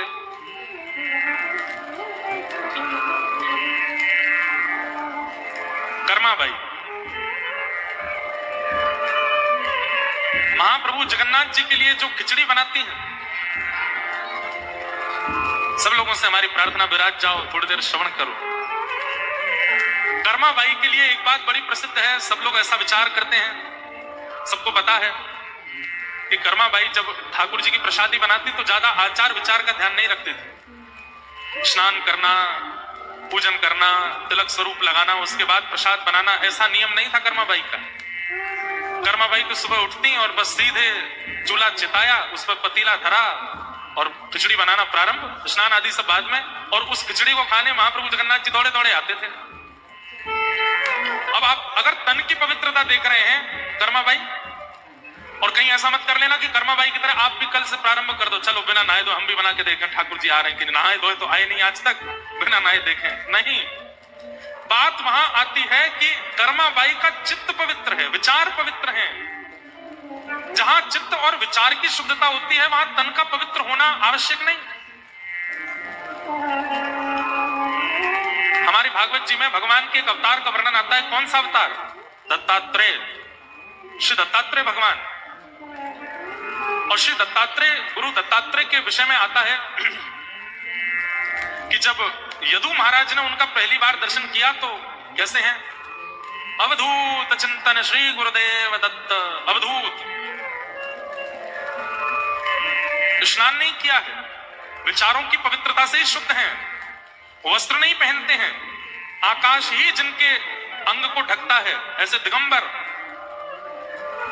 मतलब शरीर की क्रियाएं समाप्त हो जाती हैं अगर विचारों में शुद्धता आ जाए, बुद्धि में शुद्धता आ जाए। सब लोग इधर देखिए, सावधानी से सुनो। इधर देखो, हमारी तरफ देखो भाई, यहां देखो, दत्ता जी को देखो, इधर देखो। जैसे घोड़े के यहां ऐसे लगा देते हैं तो कुछ और दिखता ही नहीं है, आप सब भी ऐसे लगा के कुछ आया करो, हमें ही देखो बस, और कुछ मत, दाएं बाएं मत देखो, सुनो कथा। हम लोगों के विचार पवित्र नहीं है, इसलिए नित्य स्नान करते हैं। स्नान करने में भी कितने सारे प्रोडक्ट्स लगाते हैं, साबुन लगाते हैं, बॉडी वॉश लगाते हैं, फेस वॉश लगाते हैं, फिर बॉडी लोशन लगाते हैं, फिर उसके बाद परफ्यूम लगाते हैं, फिर उसके बाद इत्र लगाते हैं, फिर उसके बाद क्या क्या नहीं करते, फिर भी दुर्गंध आती है हम में से। संतों के पास जाओ, कभी कोई बॉडी वॉश नहीं है, मिट्टी से नहाते हैं, कोई क्रीम नहीं है, तिलक स्वरूप चंदन लगाते हैं केसर का घिस करके। और संतों के रूप माधुर्य का, और वस्त्र 2 ही वस्त्र हैं, 4 ही वस्त्र हैं, उन्हीं को बार बार कभी कभी पहन लेते हैं। एक वस्त्र पहना, एक धो दिया, अगले दिन दूसरा पहन लिया, उसको पहले वाले को धो दिया। 4 जोड़ी वस्त्रों में अपना जीवन व्यतीत कर देते हैं। लाखों लाखों का सामान अपने शरीर पर प्रयोग करने वाले जब ऐसे महापुरुषों के सामने जाते हैं, फीके लगते हैं बिल्कुल। उन महापुरुषों के रूप के आगे, उनके तेज के आगे। हमारे महाराज जी विराजमान है व्यास मंच पर, आप दर्शन करो, कैसा रूप तेज। दत्ता जी का स्वरूप देखो, कैसा रूप तेज, किसी प्रकार का कोई प्रोडक्ट नहीं लगाया होगा। हमारे भारत के संतों का दर्शन करो। कभी हमारे रमन रीति वाले पूज्य महाराज जी श्री व्रजमंडल के, जिनको नंद बाबा कहते हैं, ऐसे हमारे परम पूजनीय प्रातः स्मरणीय श्री गुरु शरणानंद जी महाराज, कभी उनका रूप देखो, सामान्य सी पोशाक और एक ही पोशाक में, जब से मैंने होश संभाला आज तक वैसे ही देखा उनको, कभी वेरिएशन नहीं लाते अपने पोशाक में, वैसे ही पोशाक। उनका रूप देखो, ये सफेद दाढ़ी, ऐसी पाग पहनते हैं, त्रिपुंड लगाते हैं, उनका तेज। कभी कभी ऐसा लगता है कि मानो दूसरा सूर्य चलता आ रहा। हमारे मलुकपीठ वाले पूज्य महाराज जी, उनका रूप देखो, उनके रूप का तेज देखो। हमारे रमनदीदी वाले महाराज जी, मलुकपीठ वाले महाराज जी से सब अवगत हैं, पर उनसे भी ज्यादा अवगत लोग प्रेमानंद जी महाराज से। उनका रूप देखो, क्या लगाते हैं, मुख पे कोई क्रीम लगाते हैं ना, वही दाढ़ी है, वही जटा है, वही पीले वस्त्र हैं, व्रज की रज है और पीलो चंदन है, पीलो चंदन लगा में, व्रज रज लगा में, वही एक स्वरूप है उनका, उसी में ही रहते हैं 24 घंटा। लाखों लाखों का पलस्तर मुख पे करने वाले बड़े बड़े एक्टर भी नाक रगड़ते मिलते हैं उनके आगे। हमारी बात को अन्यथा मत लेना, लेकिन उनके रूप के आगे कैसे फीके लगते हैं सब। वह रूप का लावण्य, ये कैसे प्रकट हो गया? क्योंकि तन की पवित्रता बाद का विषय है, चित्त, स्वभाव और हृदय की पवित्रता है। इसलिए संसार के किसी भी प्रकार के पदार्थ की आवश्यकता नहीं है सुगंधित करने के लिए, आकर्षणी बनने के लिए। हम लोग केवल विचार और चित्तों को ही पवित्र नहीं कर रहे हैं, बाकी सबकी स्वच्छता, 3-3 बार नहाओ, ये वाला प्रोडक्ट लगाओ, ये वाली ये चीज लगाओ, बालों में ये लगाओ, आंख पे ये लगाओ, नाक पे ये लगाओ, होठ पे ये लगाओ। अरे महाराज, जितने शरीर में अंग हैं उतने ही क्रीम है, वो लगाओ, फिर भी तेज फीका ही रह जाता है। कई बार दिन में जिसको देखा था, रात में उसको देख लिया नहाने के बाद, तो पहचान में नहीं आता वही है। सुबह कुछ और था, शाम को कुछ और है। हमें ऐसा लगता है। अब ये तो देखो प्रसिद्ध संतों की बात है, हम आपको सत्य बता रहे हैं। ऐसे ऐसे महापुरुष जिनको कोई नहीं जानता, उनका दर्शन किया, उनके हाथ स्पर्श किए तो ऐसा लगा 4 महीने का बालक होता है ना, 5-6 महीने का बालक, कितना कोमल होता है। उसका हाथ देखो, उसके गाल देखो, उसका ऐसे हाथ पकड़ो, ऐसा लगेगा रुई पकड़ रहे हैं क्या। क्यों? शुद्ध है। 4-5 महीने का बालक शुद्ध है। मदाल सा कहती है, शुद्धोसी मुक्तोसी निरंजनोसी संसार मायाम परिवर्जितोसी। वो बालक शुद्ध है, वो बालक मुक्त है। जन्म लेते ही उसको ये इच्छा नहीं है कि मेरा सम्मान करो, उसको इस बात से फर्क नहीं पड़ता कि मेरे पिताजी धनवान हैं कि गरीब हैं, उसको इस बात से फर्क नहीं पड़ता कि मुझे गोद में लेने वाला व्यक्ति मुझे प्रेम कर रहा है कि मुझे दुत्कार रहा है। वो सबके प्रति एक रस रहता है, शुद्ध है, मुक्त है। और पयोवृत्ति होता है बालक। कौन होता है? पयोवृत्ति। पयोवृत्ति मतलब जो दूध पी करके रहे, उसको पयोवृत्ति कहते हैं। पयोवृत्ति व्रत में रहता है बालक। कितने दिनों तक अन्नप्राशन जब तक नहीं होता, 1-1.5 साल में होता है शायद अन्नप्राशन, 9 महीना में, कितने दिन में होता पता नहीं, कितने 7 महीने में, 6 महीने में अन्नप्राशन हो जाता है। 6 महीना बाद ही जैसे ही बालक की मशीन चालू होती है, 1 साल 1.5 साल का होते होते फिर उसके भी कहीं ना कहीं किसी ना किसी भाव से दुर्गंध की प्राप्ति होनी प्रारंभ हो जाती है।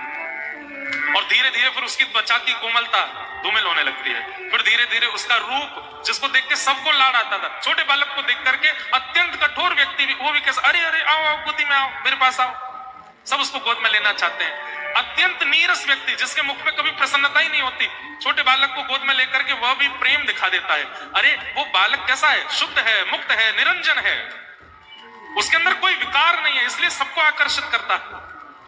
ऐसा ही व्यक्ति जब अपनी आयु में हो जाए, 28 वर्ष में हो जाए, 35 वर्ष में हो जाए, 40 वर्ष में हो जाए, शुद्ध हो जाए, मुक्त हो जाए, निरंजन हो जाए, जैसे हमारे भारत के संत हैं, जैसे हमारे भारत के महापुरुष हैं, हमारे वृंदावन के महाराज जी हैं, वो आकर्षक हो जाते हैं। व्यक्ति ना चाहते हुए भी स्वाभाविक खिंचा चला जाता है उनकी ओर। हमारे वृंदावन में एक बहुत बड़ा डाकू रहता था, उसका नाम था नरवाहन। क्या नाम था? नरवाहन। हितरवंश महाप्रभु जब श्री राधा वल्लभ लाल जी को लेकर के वृंदावन आए, तब नरवाहन का बड़ा बोलबाला था। किसी ने हितरवंश महाप्रभु से कहा, आप ठाकुर जी लेके आए हो, इतने सारे सोने चांदी हीरे जवाहरात इनके साथ लेके आए हो, एक बार नरवाहन से मिल लीजिए, वो यहाँ का डाकू है। आप उससे मिल लेंगे, उससे बातचीत कर लेंगे तो वो मंदिर की संपत्ति को हरण नहीं करेगा। तो महाप्रभु जी बोले, हम किसी डाकू डकैत के पास नहीं जाएंगे, हमारे ठाकुर जी हमारी रक्षा कर लेंगे, हम नहीं जा रहे किसी के पास। ये बात किसी ने जाके नरवाहन को बता दी कि हितरवंश महाप्रभु तो ऐसे कह रहे हैं, हम किसी डाकू डकैत के पास नहीं जाएंगे, उसको गरज पड़े तो वो आ जाए। नरवाहन बोला, अच्छा मेरे ईगो को ठेस पहुंचा रहे हैं, बता अभी पता नहीं है मैं कौन हूं। और नरवाहन अपनी तलवार आदि लेकर के महाराज पहुंच गया। राधा वल्लभ जी विराजमान थे उस समय, मदन टेर, ऊंची ठौर, मंदिर नहीं था, निकुंज में विराजते थे ठाकुर जी। जैसे ही पहुंचा नरवाहन, सुबह सुबह का समय, राधा वल्लभ जी का श्रृंगार करके हितरवंश महाप्रभु सामने बैठ करके पद गा रहे थे, और तभी नरवाहन पहुंचा। नरवाहन ने जैसे ही निकुंज को अपनी तलवार से अलग किया तो पीछे थोड़ी छटपटाहट सी हुई, थोड़ी जब वृक्ष वल्लरियां हिली,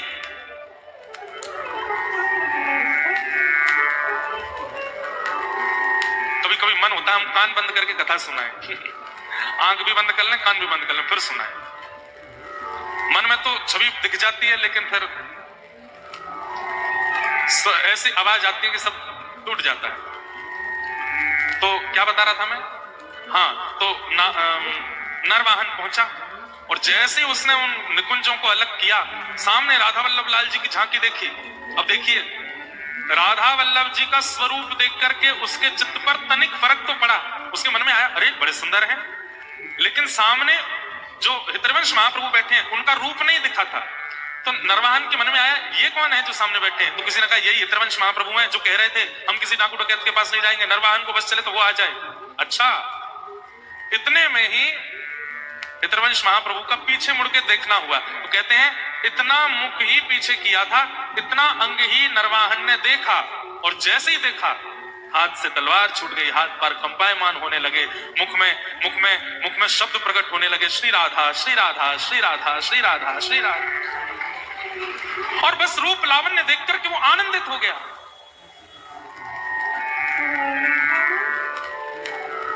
जिनका चित्त शुद्ध होता है, जिनके विचार शुद्ध होते हैं, बोलना तो बहुत दूर की बात है, उनकी उपस्थिति, उनका रूप लावण्य ही कल्याण कर देता है, रूप लावण्य ही समाधान कर देता है, उनका रूप स्वरूप ही आनंदित कर देता है। ऐसे श्री, तो हम क्या निवेदन करें? कर्माबाई, तो कर्माबाई शरीर से इतनी पवित्रता का ध्यान नहीं रखती थी, पर मन से, वचन से बड़ी पवित्र। तो एक बार किसी संत ने कर्माबाई को टोक दिया, कर्मा रोज जगन्नाथ जी आते हैं तुम्हारे पास? बोले हाँ रोज आते हैं। कैसे आते हैं? भैया बात मत करो मंच पे बैठ के थोड़ी।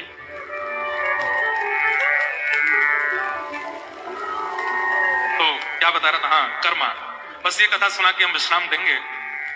तो कर्मा बाई से किसी ने कह दिया, कर्मा रोज जगन्नाथ जी आते हैं? अच्छा, कर्मा बाई के यहाँ रोज सुबह सुबह भीड़ लगती थी लोगों की, क्योंकि जगन्नाथ जी जब आके प्रसाद पाके जाते तो जगन्नाथ जी की महक उसके घर से आती थी, जगन्नाथ जी की तन की माला वहां रह जाती थी, जगन्नाथ जी का कोई वस्त्र छूट जाता था, जगन्नाथ जी जहां बैठते थे तो वहां गोबर के चौका थोड़ा गीला हो जाता था, सब उसका दर्शन करने आते थे। कभी तुलसी पत्र, कभी पुष्पों की माला, सब बड़ी मिलती।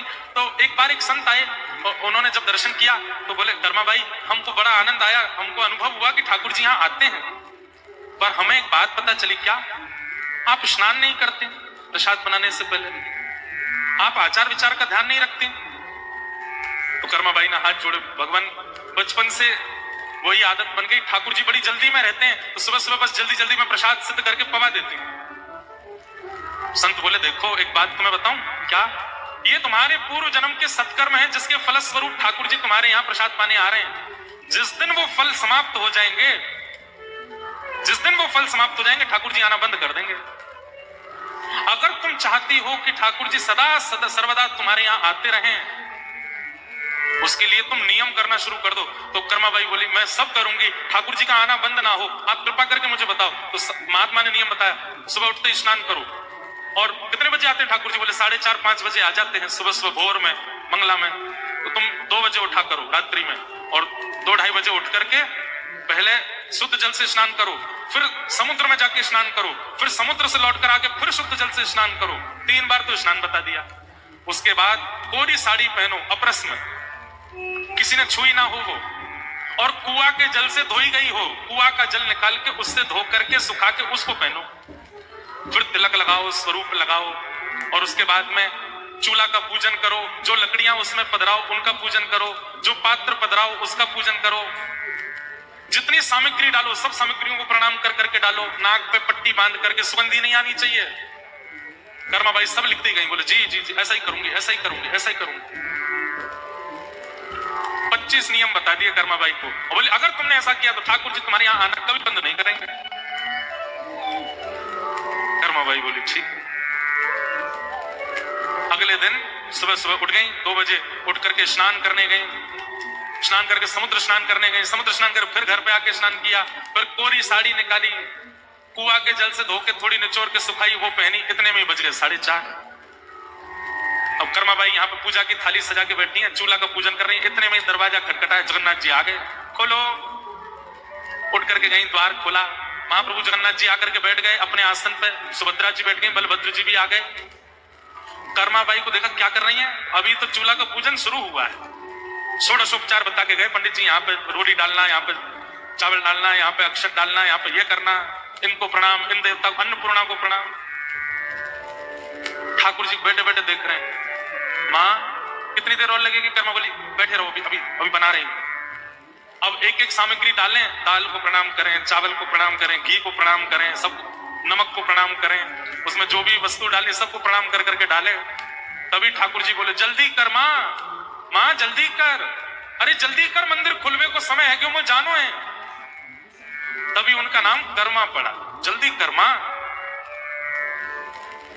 लेकिन इतनी विलंब हो गई कर्माबाई, ठाकुर जी ने जब प्रसाद पाया, थोड़ा सा ही पाया, और थोड़ा सा पा करके ठाकुर जी दौड़े।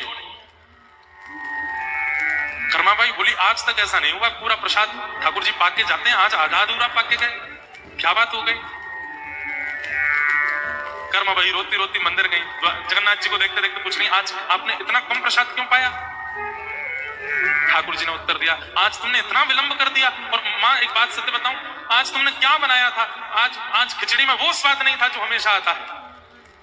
कर्माबाई बोली आज मैंने पहले पवित्र जल से स्नान किया, फिर समुद्र के जल से स्नान किया, फिर पवित्र जल से स्नान किया, कुएं के जल से धुली हुई साड़ी पहनी, अपरस में तिलक स्वरूप लगा करके, एक एक वस्तु को प्रणाम करके, चूल्हा का पूजन करके, अग्नि का पूजन करके, अन्नपूर्णा का आह्वान करके। बोले बस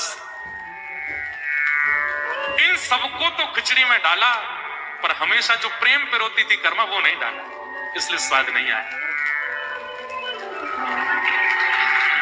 कर्माबाई बोली बिना नहाए धोए तो आपकी पूजा भी नहीं होती, बिना नहाए धोए तो आपकी सेवा भी नहीं होती, बिना नहाए धोए तो आपका कोई आराधन भी नहीं होता। आपके शास्त्र कहते हैं कि स्नान करना चाहिए, शुद्ध अवस्था, पवित्र अवस्था। ठाकुर जी बोले जिनके विचार पवित्र नहीं है, जिनकी बुद्धि पवित्र नहीं है, जिनके चित्त में सीधापन नहीं है, भोले नहीं है हृदय से, उनको स्नान की आवश्यकता है, उनको नियम की आवश्यकता है, उनको अपरस की आवश्यकता है। पर कर्मा तू हृदय की इतनी भोली है, तू विचारों से इतनी समझदार है, तू हृदय की इतनी ज्यादा पवित्र है कि तेरे स्नान से हमको कोई औपचारिकता नहीं चाहिए, तू तो बस बनाया कर, हम आएंगे पावे। कर्माबाई ने अगले दिन फिर से बिना नहाए धोए जैसे बनाती बनाई, जैसे ही बनाई ठाकुर जी फिर दौड़ करके आए, आकर के प्रेम से पाया। तन की पवित्रता नहीं, मन की पवित्रता, हृदय की पवित्रता, विचारों की पवित्रता,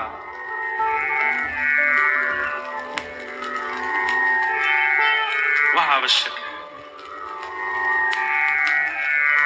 तो शौच मतलब आप तन को पवित्र करते हैं, उसको शुद्ध करते हैं, उसको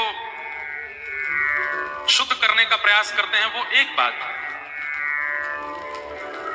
हृदय पवित्र हो, विचार पवित्र हो, नकारात्मकता नहीं, छींक आ गई, ओहो अब सगुन हो गया, अब तो सफर नहीं करेंगे, बिल्ली रास्ता काट गई, अब सफर नहीं करेंगे, अरे कौन हो रहा है, अब सफर नहीं करेंगे। ठाकुर जी का नाम लीजिए, अपनी हर क्रिया में प्रविष्ट हुआ कीजिए। विचारों से इतने संकीर्ण होने की कोई बात नहीं है। अभी तक कमाई बहुत बढ़िया चल रही थी, अचानक से रुक गई, क्यों? उसने हम पर कुदृष्टि डाल दी है, उसने हमारे घर में बंधन करवा दिया है, उसने हमारे ऊपर प्रेत छोड़ दिया है। भैया देखो, ऐसा नहीं कह रहे कि हम भूत प्रेत नहीं होते, होते हैं, पर घर में व्यक्ति तभी रहता है जब उसको आप स्थान दे दोगे। अगर भूत प्रेत छोड़ने का काम होता ना, सबसे ज्यादा हम वक्ताओं के ऊपर ही छोड़े गए होते। व्यास जी पे लग जाओ, बड़ी कथा कर रहे हैं आजकल, यूं कर रहे हैं, इन पे भूत छोड़ दो। भाई जब आप हृदय से पवित्र होगे, विचारों से पवित्र होगे, और इतना अवकाश आपके शरीर में नहीं होगा कि कहीं भी भूत आ सके, तो कैसे कोई प्रेत आ जाएगा? सब जगह ठाकुर जी बैठा रखे हैं। तन में श्री कृष्ण, मन में श्री कृष्ण, नेत्रों में कृष्ण, कानों में कृष्ण, बुद्धि में कृष्ण, नासिका में कृष्ण, जिह्वा में कृष्ण, हाथों में कृष्ण, उदर में कृष्ण। सब जगह जब कृष्ण ही बैठे हैं तो वहां भूत कैसे चला जाएगा? जब आपका अंग प्रत्यंग कृष्ण विहीन हो जाता है, तब निश्चित कोई ना कोई प्रेत आपको पकड़ लेता है, कोई ना कोई प्रेत आपके ऊपर बाधा बनकर के आ सकता है। कृष्ण तन कृष्ण मन कृष्ण ही हमारो धन, आठों याम ऊधो हमें कृष्ण ही सौ काम है। चलत कृष्ण, दिखत कृष्ण, बोलत कृष्ण, नृतत कृष्ण, सब कृष्ण। अब व्यक्ति कानों से कृष्ण सुनता है, आंखों से कृष्ण को देखता है, नासिका से उन्हीं की सुगंधी लेता है, जिह्वा से उनका प्रसाद लेता है, हाथों से करताल बजाता है, पैरों से कीर्तन में नृत्य करता है। किसी भी इंद्रिय से अवकाश दिया ही नहीं है, तो फिर भूत कैसे आ जाएगा? घर में कमरा खाली है तो उसमें कोई भी आकर के रह सकता है, पर सारे कमरों में लोग बैठे तो फिर कोई कैसे आ जाएगा? कि हमारे शरीर की जितनी इंद्रियां हैं सब कमरे हैं, और इन समस्त कमरों में अगर कृष्ण बैठे हैं तो फिर कोई कैसे आ जाएगा? कोई कैसे आक्रमण करेगा? हमारे श्री डोंगरे जी महाराज, भारत के बहुत बड़े कथा वक्ता, वे कहते थे, एक भी इंद्रिय को कृष्ण चिंतन से वंचित मत कीजिए। आंखों को दर्शन में लगा के रखिए, कानों को श्रवण में लगा के रखिए, नासिका को सुगंधी में लगा के रखिए, जिह्वा को प्रसाद में लगा के रखिए, हाथों को सेवा में लगा के रखिए, पैरों को प्रदक्षिणा में लगा करके रखिए। सर्वांगीण इंद्रियों को अगर कृष्णमय बना करके रखोगे तो एक भी इंद्रिय पाप मार्ग पर नहीं लेके जाएगी, और जिस इंद्रिय से आपने भजन करना बंद कर दिया वही इंद्रिय आपको पाप मार्गी बना देगी। शौच यानी कि पवित्रता, विचारों की पवित्रता, बुद्धि की पवित्रता, संबंधों की पवित्रता, पवित्रता, शौच, और उसके बाद कहा इंद्रिय निग्रह। इंद्रिय निग्रह, बंधुओं एक नियम तो बना लीजिए, अगर आप हमारी बात माने तो। कटनी की कल इस कथा के विश्राम के पश्चात एक नियम तो कथा का धारण कर लीजिए। क्या?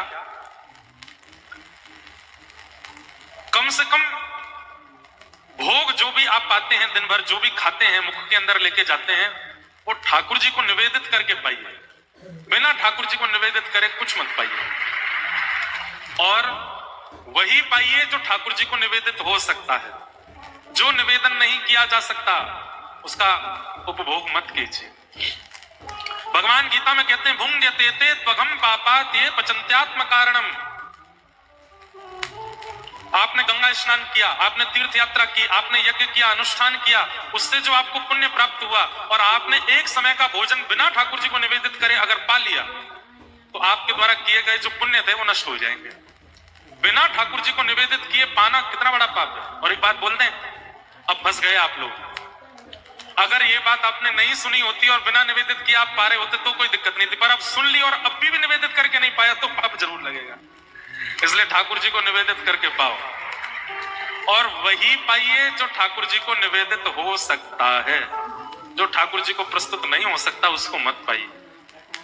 बहुत इच्छा होती है ये पावे, ये पावे, ऐसा पावे, घर में सिद्ध कीजिए, ठाकुर जी को भोग लगाओ, उसको पाओ। इंद्रिय निग्रह, इंद्रिय निग्रह में पहली बात वही पाइए जो ठाकुर जी को निवेदित हो सकता है। इंद्रिय निग्रह में दूसरी बात वही पहनिए जिससे आप ठाकुर जी के हो ऐसा पता चले। वैसे ही रहिए, वैसी ही दिनचर्या, वैसी ही बातें बोलिए कि आप ठाकुर जी के संबंध के हो, आपकी वाणी से, आपकी चाल ढाल से, आपके पहनाव बढ़ाव से ही पता चले। जैसे धनवान व्यक्ति का चाल चलन ही बता देता धनवान है, इतनी सारी अंगूठी यहां पहन रखी हैं, गले में खूब मोटी जंजीर पहन रखी है, कानन में खूब बढ़िया सुंदर कुंडल पहन रखे हैं। निवेदित हो जाता है कि ये धनवान है। विद्वान की गतिविधि विद्वत्ता का वर्णन कर देते हैं।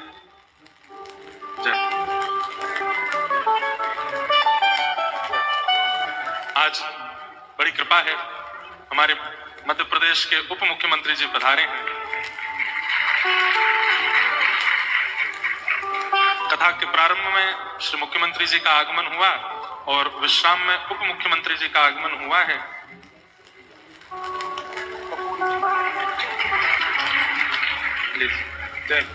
आओ।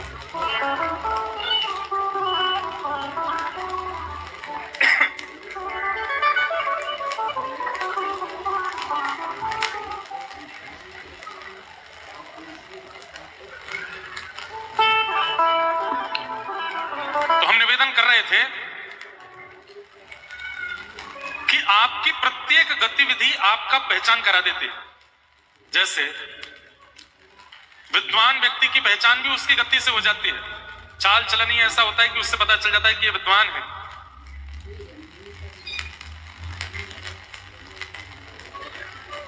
धनवान व्यक्ति की भी गतिविधि बता देती है कि वो धनवान है। 1.5-2 लाख रुपए का जो फोन है वो हाथ में लिए ही चलेंगे, उसको जेब में नहीं रखते, वो हाथ में ही रखते हैं, तक पता चले हम पे ये है। क्यों? सब लोग अपना वेश धारण करते हैं, भक्त क्यों नहीं धारण करते? इंद्रिय निग्रह जो यहां दशकम धर्म लक्षणम में बताए गए हैं, उसमें इंद्रिय निग्रह का अर्थ यही है कि आपका रूप स्वरूप, जैसे आप किसी के सामने जाओ तो आपके रूप स्वरूप से यह बात पता चल जाए कि आप कौन हो। अब हम एक नाम बोलेंगे, वो नाम बोलते ही आपके चित्त में वो प्रकट नहीं होंगे जिनका नाम बोला, प्रकट कोई और होगा। भक्तिमती मीराबाई, मीराबाई का नाम लेते हैं, गोपाल जी चित्त में प्रकट हो जाते हैं। ये है इंद्रिय निग्रह। मीराबाई का नाम लेने से सुंदरता प्रकट नहीं हो रही, कोई स्त्री प्रकट नहीं हो रही, कोई लड़की है, कोई कन्या है, ऐसी भावना चित्त में नहीं आ रही है। मीराबाई का नाम लेते चित्त में ठाकुर जी प्रकट हो रहे हैं। ये मीराबाई की सफलता है। जिसका स्मरण करके, जिसका नाम बोल करके, या जिसका सामने आते ही आपके चित्त में क्या प्रकट होता है, वो उस व्यक्ति की पहचान कराता है। हमारी आंखों से ज्यादा श्रेष्ठ इस दुनिया में कुछ भी नहीं है। कोई व्यक्ति महालोभी है, हमारी आंख एक बार में पहचान जाती है कि इसके अंदर लोभ है। ताली नहीं बजाओ, बस सुन लो। कोई व्यक्ति बड़ा चतुर है, बहुत चतुराई है, तो उसके मुखमंडल से ही पता चल जाता है कि इसके अंदर बड़ी चतुरता है। और कहीं उसने शब्द प्रकट कर दिए, कहीं वो आपके सामने खड़ा होकर के बोलने लगा, तो और प्रमाणित हो जाता है कि ये चतुर है। आंखों की चंचलता, कभी इधर देखे कभी उधर देखे, गंभीर नहीं है, धीर नहीं है, पता चल जाता है कि चतुर है। आंखों की चंचलता, वाणी की चपलता, ये सब वह गुण हैं जो प्रस्तुत करते हैं, प्रमाणित करते हैं व्यक्ति के रूप को, स्वरूप को।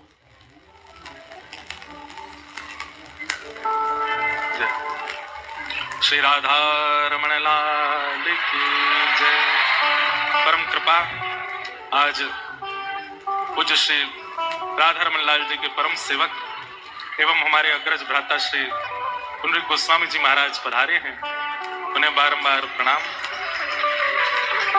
जय जय राधा रमण हरि बोल, जय जय राधा